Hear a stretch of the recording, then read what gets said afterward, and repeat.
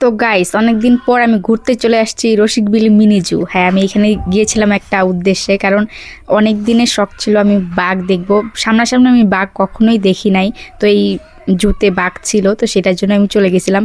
কিন্তু কি বলবো, বাঘ দেখার আগে এখানে আমি হরিণ দেখতে চলে গেছিলাম, কারণ এখানে এতগুলো হরিণ আমি একসাথে দেখছি। বিশ্বাস করো, আমি এতগুলো হরিণ একসাথে কোনো দিন দেখি নাই।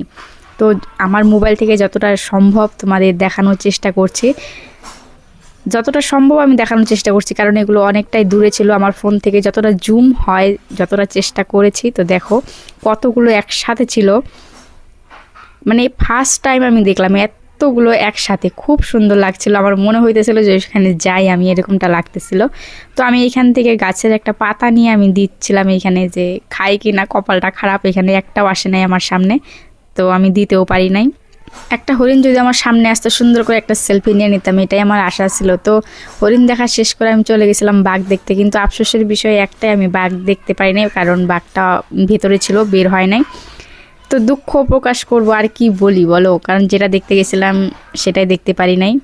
যাই হোক, তো আমার ছিল নিরামিষ, তার জন্য এখানে আমি ভাবলাম নিরামিষ আর কি খাবো, এখানে একটু আখের রস খাইয়ে নেই। তো আখের রসটা খাইয়ে নিয়ে আমি চলে আসি বাড়িতে, কারণ যেটা দেখতে গেছি সেটা দেখতে পাই না। গাইস, কি কইতাম।